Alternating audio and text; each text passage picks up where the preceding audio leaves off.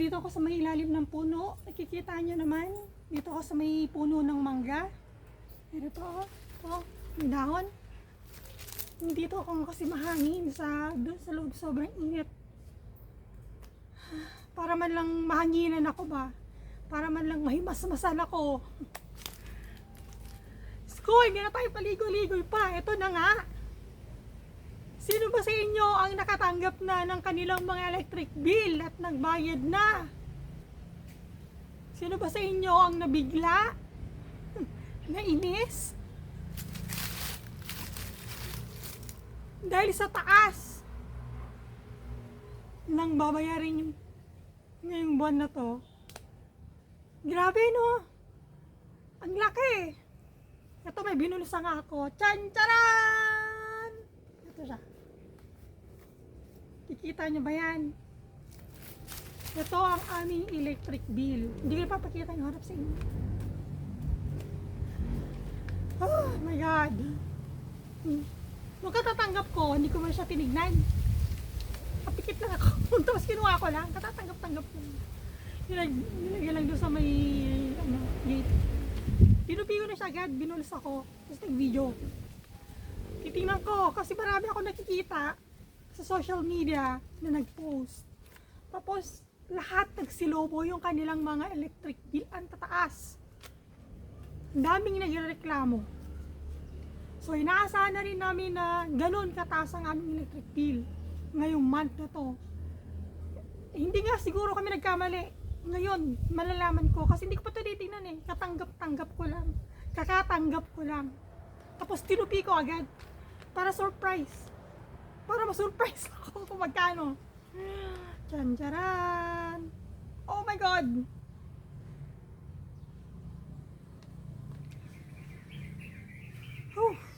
Dito natin. Totoo nga. Ang laki.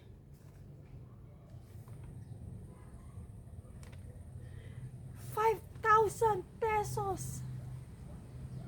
Oh my God. Ang laki.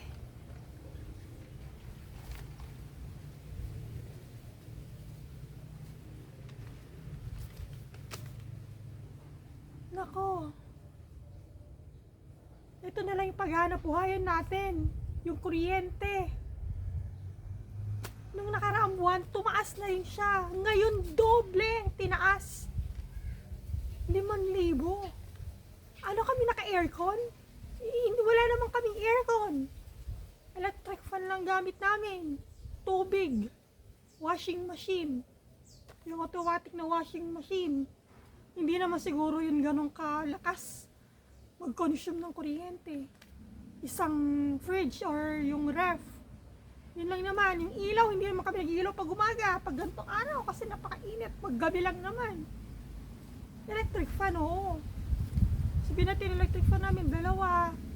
4 kasing kwarto. 3 kwarto pala.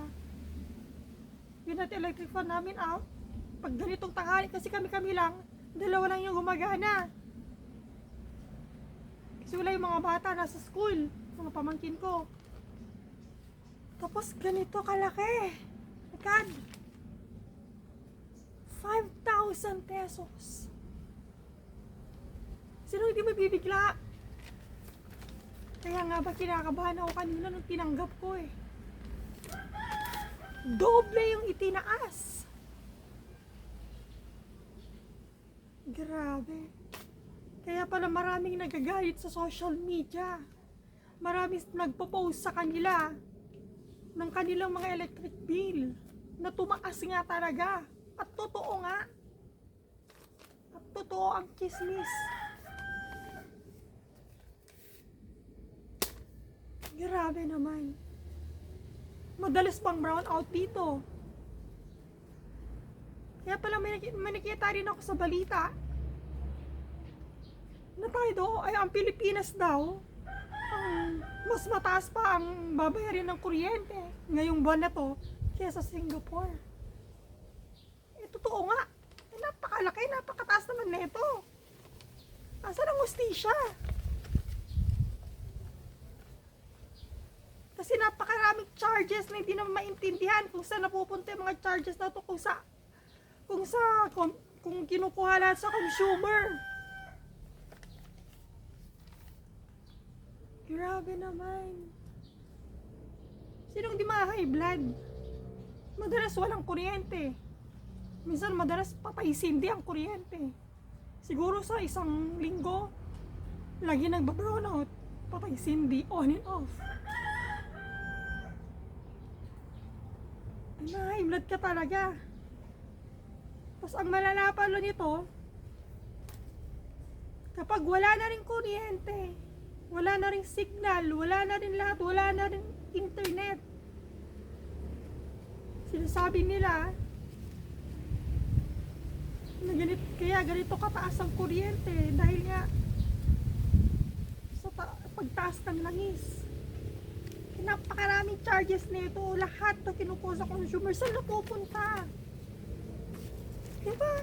Ang laki-laki ng mga babayarin, doble. High blood ka talaga. Kahit sino high blood. Kawawa naman yung mga ordinaryong Pilipino na talagang walang-wala din talaga.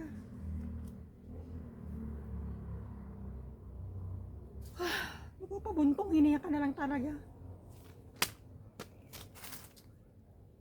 Ang hirap naman ng ganito. Napakalaki. Ewan ko. Tapos sabi nila, ngayong month ng July tataas na naman. Ano na naman? Grabe na naman. Mabuti naman sana kung maayos yung serbisyo. Eh hindi eh. Yung madalas na on and off na kuryente, minsan tumataas, minsan humihina, humihina, bigla na lang lalakas. Nakakasira ng mga gamit. Totoo yun, kasi yung fridge namin na isa, saka pa brown out na yan, umano na siya, tumutunog na. Tuwing humihina yung kuryente, ganun parang ewan. Kaya ginagawa namin, pinubunot namin sa saksakan. Diba?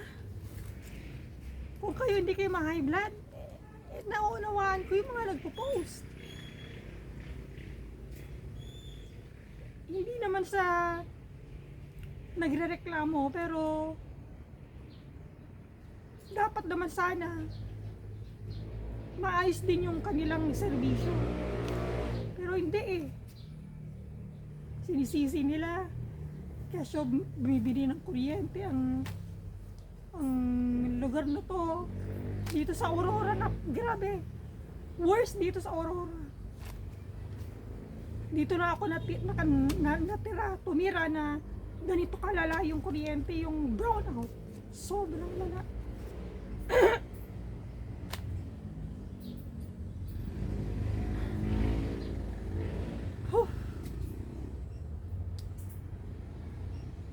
Sana naman sa mga kinaukulan, mga electric cooperative na to, sa Orelco kasi to, Orelco, dito sa Aurora. May napanood rin akong video na nagpulong na sila yung gobernador dito at saka yung kawani ng Aurelco Electric Cooperative. Nabibigyan daw nila ng solusyon. Nasabi nga na ni governor na sana mabigyan nila ng solusyon yung mga daing ng mga mamamayan sa pagtaas ng kuryente na to. Kasi sobrang taas. Hindi pala joke-joke, totoo pala. Ngayon nahawak ko na itong bill na to. Sobrang taas, doble. Sabi na,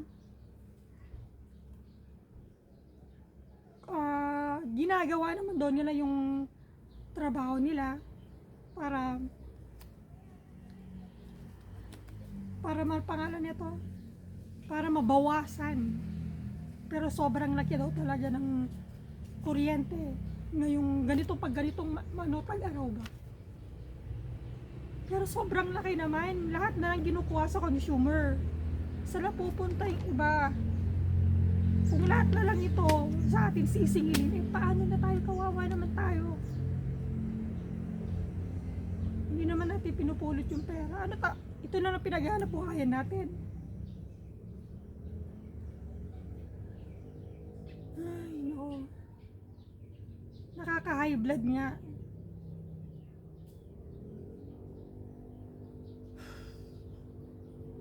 Namamahaos tuloy ako. Nakakabigla na agad 5,000.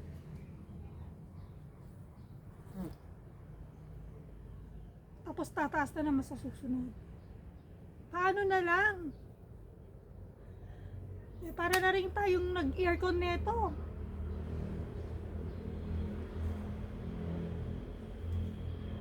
Yan, tubig namin malakas lang naman yan kapag marami kaming inugasan, kapag may luto. Katulad ngayon, wala naman. So, hindi ganun ka yung tubig. Nakarga ng karga. May araw lang na malakas, maraming hugasin, kaya yun, nagkakarga yung tubig. Ngayon, tahimik siya.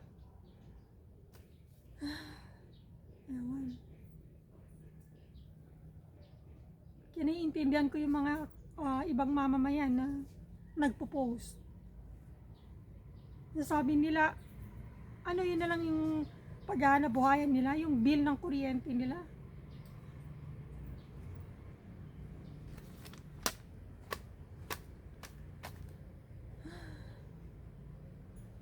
Napapaisip tuloy ako ngayon. High blood! Grabe. High blood ka talaga. Tingnan mo nga yan, ang taas.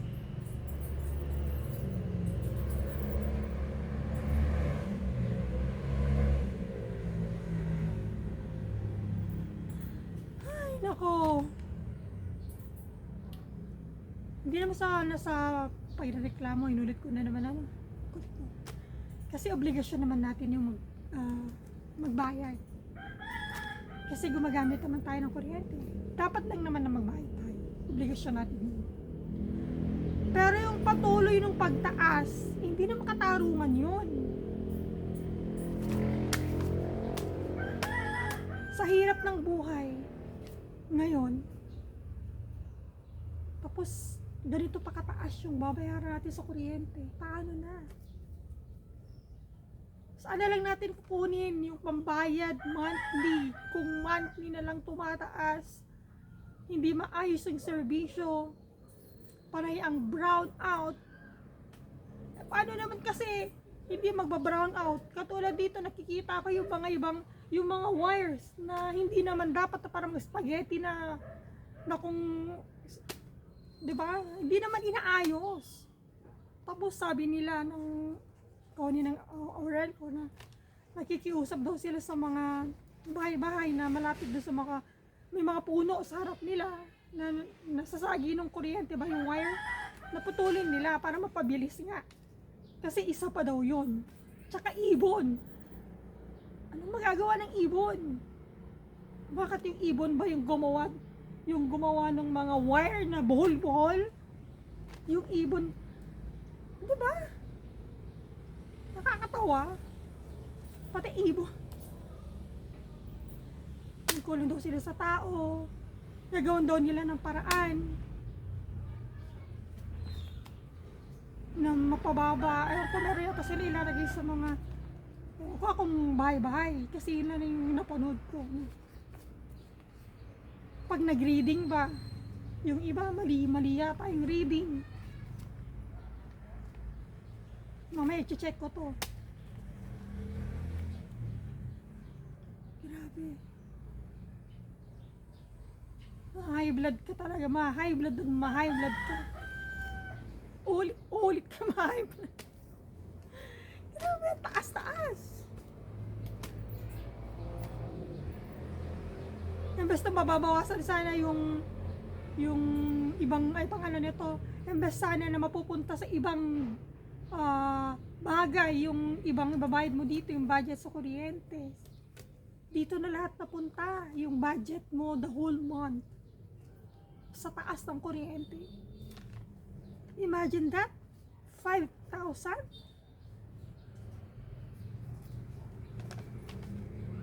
Oh God.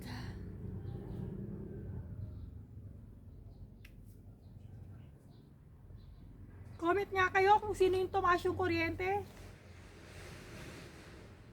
Comment nyo dan kung taga saan kayo. Kasi dito sa Aurora, lahat talaga tumaas. Kaya lahat ng mga nakikita ko sa Facebook na taga rito, pinopost nila yung kanilang mga bill. Nakita ko talaga ang tataas. Kaya hindi talaga makatarungan. Kaya sinong hindi magagalit?